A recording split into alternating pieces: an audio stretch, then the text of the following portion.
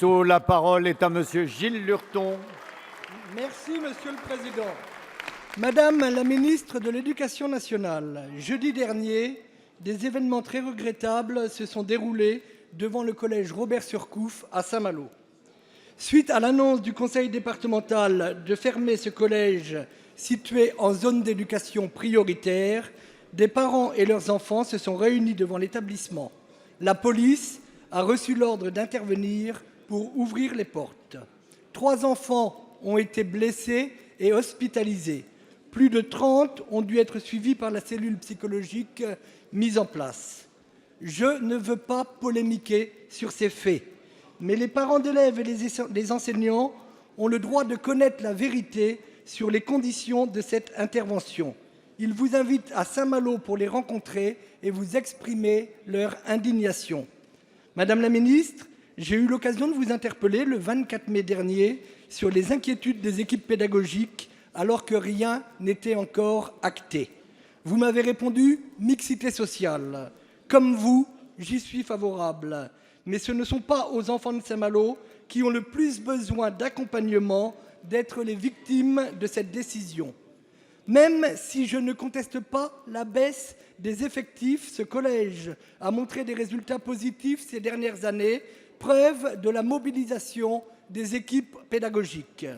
Le quartier vient de bénéficier d'une opération urbaine d'envergure avec la création de nouveaux logements. Toute cette situation est incompréhensible et contre-productive. La méthode employée a d'ailleurs conduit à opposer entre eux les élèves des 4 collèges de Saint-Malo. Alors, Madame la ministre, allez-vous envoyer un message d'espoir à tous les Malouins qui se rassemblent cet après-midi pour éviter ce gâchis et intervenir auprès du conseil départemental pour qu'il renonce à fermer ce collège? Merci. La parole est à Madame Najat Vallaud-Belkacem, ministre de l'Éducation nationale, de l'Enseignement supérieur et de la Recherche. Merci Monsieur le Président, Mesdames et Messieurs les députés. Monsieur le député Gilles Lurton, merci pour votre question. J'ai déjà eu l'occasion de déplorer les heurts qui ont accompagné l'ouverture des grilles du collège Surcouf jeudi dernier, donc je n'y reviens pas, mais je veux revenir sur cette décision de fermeture du collège en tant que tel, dont je redis ici, j'avais l'occasion de le faire déjà, que c'est de la compétence du conseil départemental d'Ille-et-Vilaine et donc que la décision lui revient. Mais cela étant dit, je ne vais pas m'arrêter là parce que ce qui est intéressant, c'est de comprendre pourquoi est-ce que le conseil départemental d'Ille-et-Vilaine a pris cette décision qui est toujours difficile à prendre pour les collectivités locales. Ceux d'entre vous qui sont à la tête de collectivités le savent.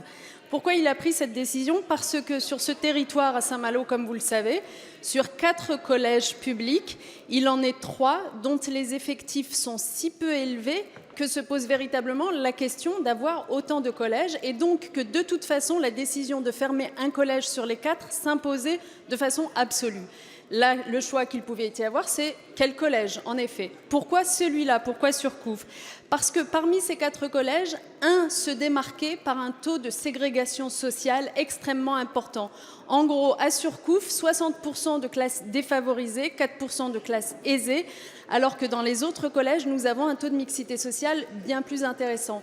Or, dans un objectif de mieux assurer la mixité sociale dans les établissements scolaires, le conseil départemental a décidé de fermer celui-là. Il faut savoir quand même, je le dis pour l'assistance, que souvent, l'absence de mixité sociale se traduit par des résultats scolaires insatisfaisants. Par exemple, dans ce collège en question, le taux d'accès de la 6e à la 3e est de 65%, contre un taux académique pour le reste des collèges de 80%. Et ce, quelle que soit la qualité de l'équipe pédagogique et de la direction de l'établissement. Donc la décision a été prise de fermer celui-là. Je répondrai aux familles en leur disant qu'il n'y a pas d'inquiétude à avoir. Leurs enfants seront mieux accueillis dans d'autres collèges et mieux assurés de réussite. Et par ailleurs, je maintiendrai les moyens...